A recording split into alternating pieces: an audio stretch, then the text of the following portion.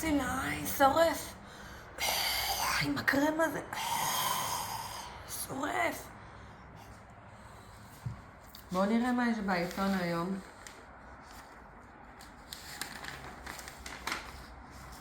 בני סלע ברח מהכלא. נו, אז מה אם הוא ברח? סקל. מה כבר הוא עשה? אנס? חבל שיעזבו אותו. עד שהוא הצליח לברוח, איי איי איי. רדפו אחריו בכל הארץ, לא עזבו. לא נרגעו עד שתפסו אותו. איזה כוח! איי איי איי, מסכן.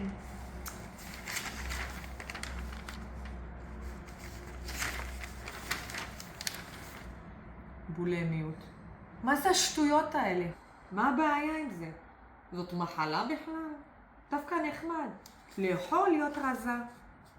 להקיא. מה זה קצת להקיא? שטויות. עושים איזה סתם סיפור.